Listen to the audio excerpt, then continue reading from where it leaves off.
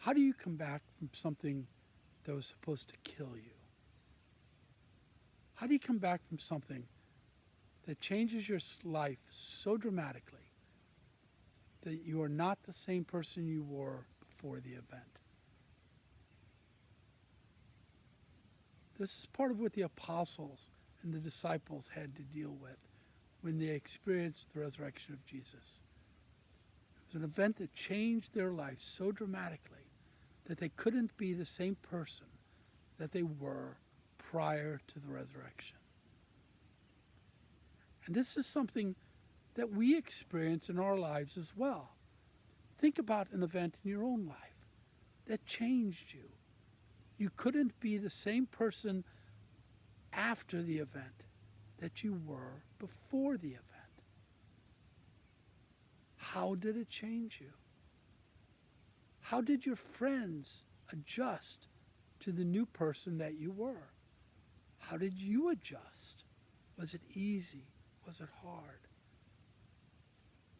Think about this. And this will give you kind of a sense of what the disciples and the apostles of Jesus had to go through when they experienced the resurrection. Before talking about the resurrection, let me clarify two terms that are often used interchangeably but actually mean different things. The first is the idea of what does it mean to be a disciple. A disciple simply means a follower of Jesus. This can be anyone from the apostles to the women that are listed in the Gospels who supported Jesus in his public ministry, to you and me. We are considered disciples of Jesus. The second term is what does it mean to be an apostle? The word apostle simply means one who is sent. Usually the term apostle is reserved for the 12 men specifically chosen by Jesus to be his inner circle. Now, why did Jesus choose 12 men? Jesus chose 12 men because Jesus wanted to establish what he referred to as the kingdom of God, a new Israel that was faithful to God. So he chose 12 men to symbolize the new 12 tribes of this new Israel. So the apostles were to be the founders of the new 12 tribes. But Mary Magdalene can also be considered an apostle because after the resurrection, she was sent to tell the apostles about the resurrection of Jesus in the Gospels of Mark and Luke. And she is the first one to whom Jesus appears in Matthew and John. So Mary Magdalene has been given the title, the apostle to the apostles. Now, let's go ahead and look back at the idea of the resurrection. The four Gospels offer various accounts of the resurrection. Mark, in the original ending of Mark, there is no story of Jesus appearing to his followers. Only the account of the empty tomb and the message to the women to tell the disciples to return to Galilee, where we are told he would meet with his disciples. In the Gospel of Matthew, Jesus appears to Mary Magdalene, who is to tell the disciples to go to Galilee. And then there is one story of Jesus appearing to them on the mountain in Galilee. Again, Jesus is being presented by Matthew as a Moses figure, a giver of the new law. Now, the Gospel of Luke, again, there's the messenger, like Mark, that appears to the women of the tomb. And then there are multiple stories about the resurrected Jesus appearing to the disciples, including this famous story of Jesus meeting the two disciples on the road to Emmaus. But all the events don't take place in Galilee. In Luke, all the events take place in Jerusalem. And then Jesus ascends from the mountain in Jerusalem. He ascends into heaven. For Luke, this is an important theme concerning Jesus' message, that Jesus stays in Jerusalem and the disciples are sent from Jerusalem. Luke's theme within the Acts of the Apostles is the idea of from Jerusalem to the ends of the earth. So Jesus tells them to spread the word from Jerusalem to the ends of the earth. The ends of the earth in the Gospel of Luke being the city of Rome. Therefore symbolizing that the gospel has been spread to the entire known world. Now the Gospel of John has multiple stories, but again, Jesus first appears to Mary Magdalene, and then Jesus appears to his disciples both in Jerusalem and in Galilee. It is John who has the story of the disciples hiding in the room and of Thomas not believing Jesus.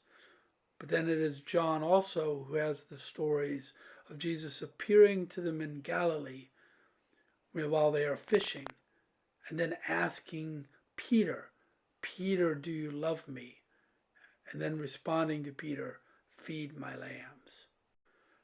Whatever the experience of the resurrected Jesus was, we know that the experience was such that the followers of Jesus were convinced that Jesus was alive. Jesus was not just a resuscitated body or a ghost, but their experience convinced them that Jesus was actually alive. This is one of the reasons why in so many of the resurrection stories, Jesus eats with his apostles and disciples. It is proof that, again, he is not just a resuscitated body or a ghost, that he is actually alive. It is important to realize that the disciples believed that Jesus had been raised from the dead by God. This is an important point. The actor in the resurrection is not Jesus. The actor in Jesus' resurrection is God, not Jesus. This is important because this is proof for the disciples that Jesus' life and death is justified and approved of by God.